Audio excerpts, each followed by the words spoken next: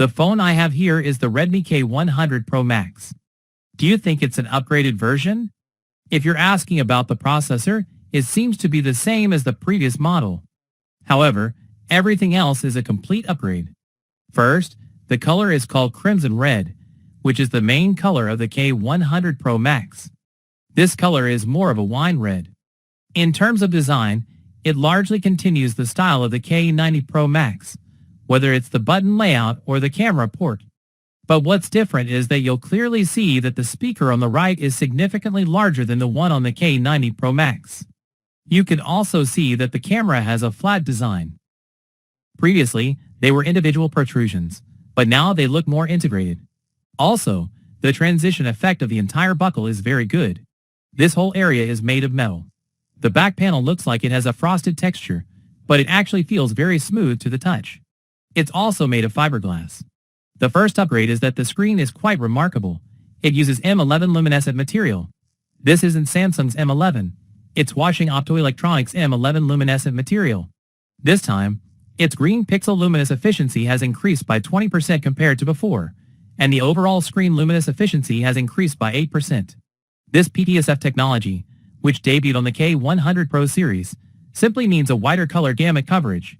It also uses a super pixel technology, so its actual performance will be better than a 2K resolution screen.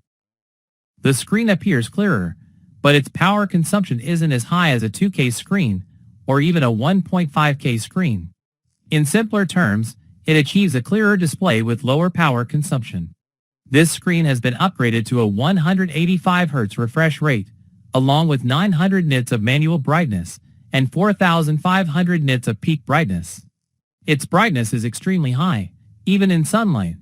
The speaker design on the K100 Pro Max is noticeably better, featuring a beautiful light strip around the speaker. The red light strip is paired with a blue-white light strip, creating a dynamic effect that moves with the music. Hardware-wise, it uses two 1115D full-screen symmetrical dual speakers and a 1620 subwoofer.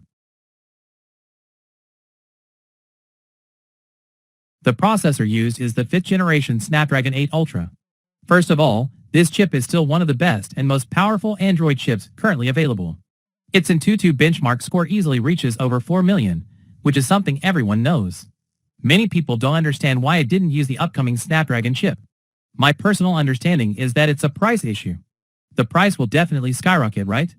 Everyone knows that chip prices, memory, storage, and even sensors have all increased.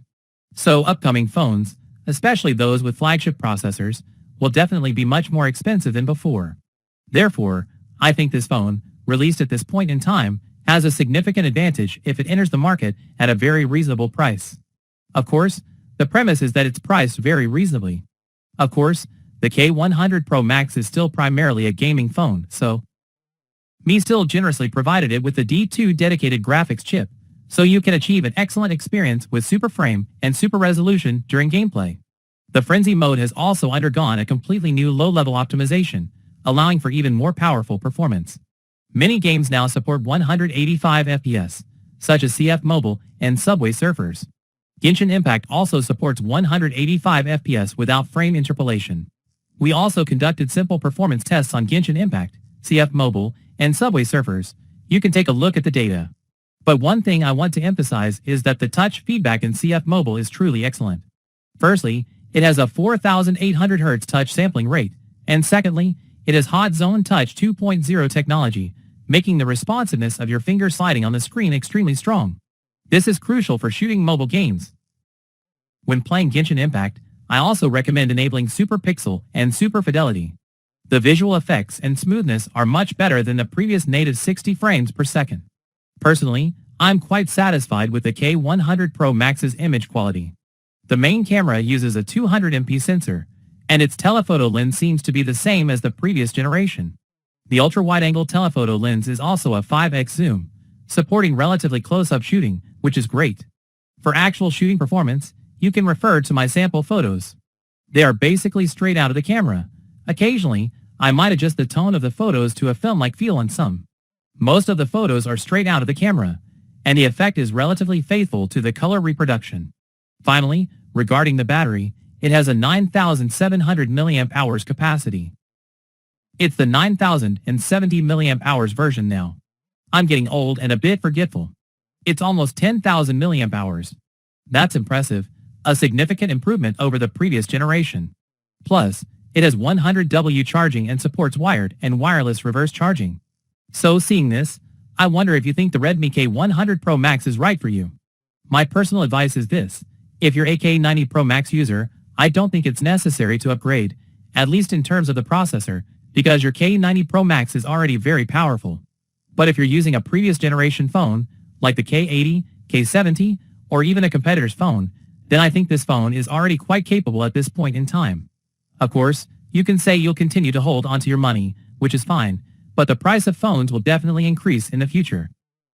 Please be prepared for this, okay? That concludes the K100 Pro Max video. If you have any questions, leave a message. I'm Dapong Xian. See you in the next video.